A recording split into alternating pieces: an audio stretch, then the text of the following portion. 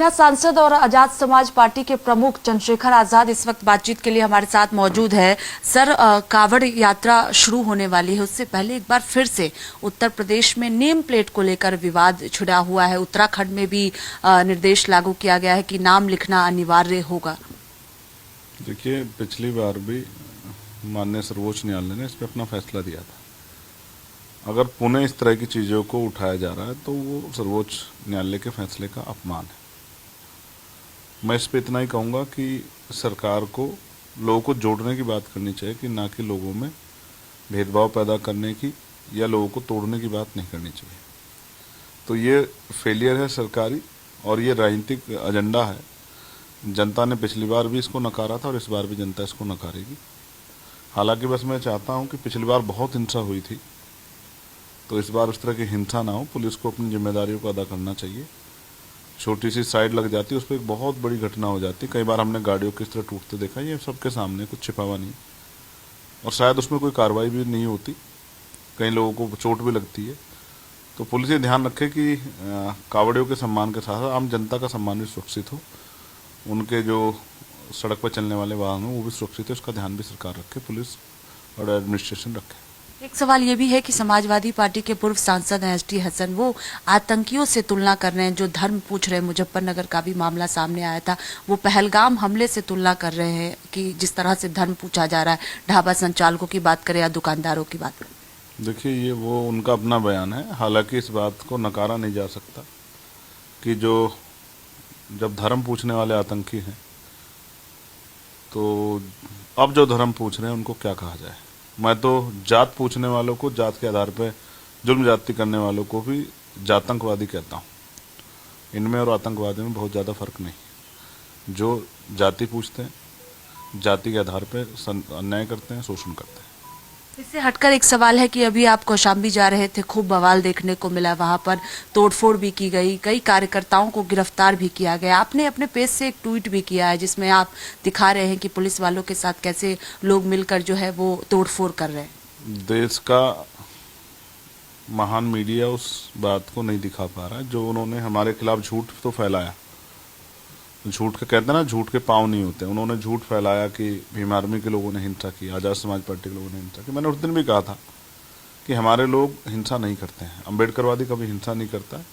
हमारे लोगों की भीड़ में कुछ लोगों ने घुसकर एक साजिश षड्यंत्र करके, जिससे मैं उन परिवारों तक नहीं पहुँच पाऊँ और वहाँ जो अन्याय हुआ है वो छिप जाए, लोगों के सामने ना आए। जानबूझकर हिंसा की गई। मैंने उस दिन भी कहा कि भाई ये जो लोग हैं जो हिंसा कर रहे हैं हमारे लोग नहीं, लेकिन मुझे ये पता है, अब मेरी जानकारी में है कि जिन लोगों को जेल भेजा गया है उनके परिवारों से मेरी बात हुई है। रात को गांव में पुलिस गई है, पुलिस ने जाके जो है घरों से लोगों को उठाया है, जो भी, चाहे वो नौजवान था या बच्चा था, जो भी घर से मिल गया, क्योंकि कई नाबालिग भी पकड़े गए हैं। तो इतने लोगों को गिरफ्तार किया। आपने कभी पहले नहीं सुना होगा, कितनी बड़ी बड़ी घटनाओं में कई 4-4, 5-5 मर्डर हुए हैं, बड़ी बड़ी और घटनाएं हुई हैं, लोग घर जलाए। कभी इस तरह की गिरफ्तारी आपने नहीं सुनी होगी। आज क्या हो रहा है कि लोग डर के साए में, उत्तर प्रदेश में के प्रयागराज के आसपास, जहां करछना थाने की बात हम लोग कर रहे हैं, दलित समाज के लोग पलायन कर रहे हैं। वो बस में जा रहे हैं तो बस रुकवा के जो है वहां के जो जिनके साथ विवाद था वो लोग जो हैं, उनके समाज के लोग, वो लोग बस रुकवा के जो शेड्यूल कास्ट की जाति के लोग हैं उनको उतारते हैं, पीटते हैं और पुलिस को सौंप देते हैं। पुलिस के साथ साथ, ये बड़ा डरावना है, जब मुझे जानकर पता लगा गाँव वालों से कि पुलिस के साथ साथ वहाँ के उच्च जातियों के लोग भी जाते हैं और वो जाकर घरों में घुसते हैं, महिलाओं के साथ छेड़खानी करते हैं, उनके साथ मारपीट करते हैं। लोग अपने घर छोड़ के ताले लगा लगा के भाग गए। इस तरह का डर भय का माहौल बनाया गया है। और महिलाएं कह रही हैं, जो लोग भीम आर्मी से ना भी जुड़े हुए थे, उनको भी सिर्फ जाति के आधार पर सड़क से जाते लोगों को रोक के या बस में जाते लोगों को रोक के या गाँव में रात को पुलिस दबिश देने के नाम पे, और पुलिस के साथ अन्य लोगों के जाने का क्या मतलब है, ये भी एक बहुत बड़ा सवाल है। उस दिन भी पुलिस के साथ मैंने वीडियो ट्वीट किया है, जवाब नहीं है, ना पुलिस के पास है ना उस महान मीडिया के पास जिसने इतना झूठ फैलाया कि पुलिस की मौजूदगी में वो मोटरसाइकिलें, स्कूटियां तोड़ रहे हैं, गाड़ियां तोड़ रहे हैं, उनको पानी में फेंक रहे हैं। पुलिस बयान दे रही है कि उपद्रवियों ने अपनी मोटरसाइकिलें खुद पानी में फेंक दी। कोई मतलब बेवकूफ से बेवकूफ भी जानता है कि आदमी की स्पीड से ज्यादा होती है मोटरसाइकिल की स्पीड, स्कूटी की स्पीड। अगर किसी को भागना होगा तो मोटरसाइकिल लेके भागा, मोटरसाइकिल पानी फेंक के भागेगा। हमारे गाड़ियों को तोड़ा गया, हमारे लोग तो वहां से पुलिस ने लाठीचार्ज किया, भाग गए। जो वो लोग वहां इकट्ठा थे वो चले गए। तो उनके जाने के बाद उनकी मोटरसाइकिलों को तोड़ा गया, बाबा साहब के झंडों को जलाया गया, मोटरसाइकिलें गंवाए, मोटरसाइकिल पे दिख रहा है कि बाबा साहब का झंडा है, और उसी मोटरसाइकिल जला गया। मैं पुरतिन भी कह रहा था, आज भी कह रहा हूँ, जो मोटरसाइकिल जली वो भी हमारी है, जो मोटरसाइकिलें फेंकी गई है वो भी हमारी है, जो मोटरसाइकिलें तोड़ी जा रही है पुलिस की मौजूदगी में, ये संगठित जो है गिरोह जो तोड़ रहा है, वो मोटरसाइकिलें भी हमारी है, हमारे बच्चों की है। वो हमारे लोगों के साथ वहाँ जुल्म हुआ है, साजिश हुई है, और उन्हीं की मोटरसाइकिलें जलाई गई हैं। सत्ताधारी दक्षिण में जो वहाँ के स्थानीय लोग हैं, जिनको कहा जा रहा है कि उनके जरिए दंगा रोका गया, 20 मिनट में सब कुछ शांत होने की बात जो है अखबार ही कह रहा है। कुछ भी नहीं हुआ, पुलिस ने लाठीचार्ज करते हमारे इन्हीं लोगों ने पुलिस के लोगों के साथ मिलकर आम लोगों की गाड़ियां तोड़ी, यही पथराव कर रहे थे, इन्हीं लोगों ने गाड़ियां जलाई। पुलिस का संरक्षण था, पूरी साजिश थी कि मैं कौशाम्बी बाल समाज के परिवार से ना मिल पाऊं और ना इस ओटा के परिवार से मिल पाऊं। ये एक सोची समझी साजिश थी। पुलिस ने उस बच्ची को पीटा, जैसी मेरी परिवार से बात हुई, जो बच्ची जो है देवी शंकर की 19 साल की बच्ची है, उसी को उठा के जो अखबार में दिख रहा है कि उस बच्ची को ले जा रहे, वही बच्ची जब बेहोश होगी, हमारे लोग उसको उठा के ले गए, तभी ये आक्रोश पैदा हुआ कि उस बच्ची को जो है जबरन गाड़ी में बिठा के उसके साथ मारपीट की गई और वो बेहोश होगी। उसकी भी वीडियो मेरे पास, धीरे धीरे सब चीजें सामने आ रही है। और मैं स्पष्ट करना चाहता हूं, ये सारा षड्यंत्र सुनियोजित था। अगर हो सकता मैं वहां जाता तो और बड़ी जो है हिंसा भी शायद वहां करा दी जाती। ये पूरा बनाया गया था जिससे कि मैं, तो आप समझिए ना, मैं वहां से कितनी दूर था, मैं वहां से 40-50 किलोमीटर दूर सर्किट हाउस में था। मुझे ये भी नहीं पता कि वहां क्या हो रहा है, कौन लोग हैं, क्या कर रहे हैं। हमारे मोस्टली नेता वहां थे, वहां उधर जो सामान्य लोग थे, आसपास के गांव के लोग जो चाहते हैं कि भाई हम देख तो नहीं पाते लेकिन मिल नहीं पाते तो वहां देख आएंगे, वो सब लोग संकल्प लेके आए थे कि हम भाई से अपने मिलेंगे। लेकिन उनको जो है उस शक्ति को, संगठित शक्ति को देख के पुलिस ने स्थानीय नेताओं के साथ मिलकर इस तरह का पूरा जो है साजिश रची, जिसमें जो है हमारे लोगों को नुकसान हुआ। और अभी खबर ये भी आ रही है, जो मुझे वहां के स्थानीय लोगों ने बताया, कि सुनील गौतम नाम के एक कार्यकर्ता की जान गई है, जो भीम आर्मी का एक मजबूत सिपाही था। उसको पुलिस के जवानों द्वारा और स्थानीय लोगों द्वारा खूब पीटा गया, और जिसमें अस्पताल में 1 तारीख की रात को उसकी जान चली गई। उसमें मेरे पास उसके भी एविडेंस है, जो पुलिस कह रही है कि नहीं उसको तो वहां से उठाया गया, वहां से किया गया। ये सारा जो है वहां लोगों में आज इतना भय का माहौल है। पूरे उत्तर प्रदेश देश को जानना चाहिए कि दलित समाज के लोग उत्तर प्रदेश की सरकार में पलायन कर रहे हैं वहां से, और 83 से ज्यादा लोग गिरफ्तार। इस बात का सबूत है कि इस संगठन की कमर तोड़ने के लिए और दलितों में भय पैदा करने के लिए ये सब कुछ किया गया है। और जो प्रभु सम्मेलन हमारे चल रहे थे, वो प्रभु सम्मेलन से जो प्रभाव आजाद समाज पार्टी का बन रहा था, उससे डर के, उससे जो संगठित शक्ति बन रही है, उससे डर के सब चीजें की जा रही है। एक षड्यंत्र है, इसलिए मैं इसकी बार बार सीबीआई जांच की मांग कर रहा हूं। अगर सब पुलिस इतनी दूध की धुली हुई है, स्थानीय लोगों का कोई रोल नहीं है, तो सरकार की सीबीआई जांच क्यों नहीं कराती? मैं और हमारी पार्टी अपने एक कार्यकर्ता के साथ खड़ी है, हर गरीब परिवार के साथ खड़ी जिनका अन्याय हुआ है। हमारी लीगल सेल की टीम जो है आज शाम यहाँ से जाएगी प्रयागराज, उसमें हमारे सुप्रीम कोर्ट के, हाई कोर्ट के लॉयर्स हैं। हमने एक पैनल बना दिया है, हम एक एक कार्यकर्ता का, हर व्यक्ति का जेल गया उसका मुकदमा लड़ेंगे, उसको जेल से बाहर निकालेंगे, और जो अन्याय हो रहा है उस पर भी हम चुप नहीं बैठेंगे। हमारी पार्टी ने तय किया, हमारी पार्टी में मीटिंग हो रही है और सब लोग ये तय कर रहे हैं कि इस अन्याय का जवाब हम लोग लखनऊ कूच करके देंगे, और एक बड़ा आंदोलन लखनऊ में करेंगे। अपने भाइयों को जब तक हम जेल से नहीं छुड़ा देते तब तक हम चैन से नहीं बैठेंगे, किसी भी कीमत पर नहीं बैठेंगे। हम तब तक चैन के सांस नहीं लेंगे जब तक हमारा एक एक भाई हमारे बीच नहीं होगा। ये मैं बिल्कुल स्पष्ट तौर पे कह रहा हूँ। आप आंदोलन की चेतावनी दे रहे हैं कि सीधे तौर पर लखनऊ में आंदोलन करेंगे, लेकिन कई वीडियोस भी सामने आए जिसमें पत्थरबाजी करते हुए युवकों को देखा गया और आपके कार्यकर्ता बताया गया है। आप मानते हैं कि जो भी वीडियोस पत्थरबाजी की आई है या तोड़फोड़ की आई है वो आजाद समाज पार्टी के कार्यकर्ता नहीं है? मैं स्पष्ट कर रहा हूँ, हमारे लोगों ने मुझे बताया है, मेरे पास 3-3 पेज के नोट्स है, मेरे पास एक एक नाम है जिन लोगों को जो है नीले पटके दिए गए कि भाई वो जाके वहां हिंसा करें, जिनके हाथ में डंडे दिए गए, स्थानीय लोग हैं, उनके भी मेरे पास नाम है। हम इसमें पुलिस के खिलाफ भी एफआईआर कराएंगे, वहां के कमिश्नर के खिलाफ जिसने जो इस पूरी षड्यंत्र में शामिल है, वहां के वो डीसीपी जो लोग जो हैं इस पूरे उसको जो है पुल रात की मौजूदगी में, गैर रात के अंधेरे में जाके जो है गरीब schedule caste, schedule tribe, backward के लोग जो हैं, गरीब लोग, उनके घरों में जाके महिलाओं के साथ छेड़खानी कर रहे हैं। उन पुलिस वालों से भी हम लोग इस अन्याय के खिलाफ लड़ेंगे। और मैं फिर आपसे कह रहा हूं, हमारे कार्यकर्ता संवैधानिक हैं, बाबा साहब अम्बेडकर के विचारों पर चलने वाले लोग हैं और कभी हिंसा का सहारा नहीं लेते, संविधान के आधार पर चलते हैं, दूसरों को भी संविधान के आधार पर चलने की बात करते हैं। मेरे साथ हजारों कार्यकर्ता वहां से 50 किलोमीटर दूर गेस्ट हाउस में थे, एक पत्ता भी नहीं हिला। ये सोचा समझा षड्यंत्र है हमारे लोगों को फंसाने का और हमारे लोगों में भय पैदा करने का। ये एक सोचा समझा षड्यंत्र है। हम इन षड्यंत्र से नहीं डरते हैं, रोज हमारे साथ खिलाफ षड्यंत्र हो रहे हैं। लेकिन जो षड्यंत्र कर रहे हैं मैं उनको चेतावनी के तौर पर कह रहा हूँ, इससे हम लोग डरने वाले नहीं हैं। जितने षड्यंत्र होंगे हम उतने ही ताकतवर होंगे और इस अन्याय का मुकाबला करेंगे। एक एक परिवार के साथ हम लोग खड़े हैं। हमारी लीगल सेल की टीम लोगों को जेल से निकालने का काम करेंगे और जो झूठे मुकदमे हैं जब तक ये वापस नहीं होते तब तक हमारा आंदोलन जो है, हम आंदोलन के अलावा कर क्या सकते हैं आप बताइए?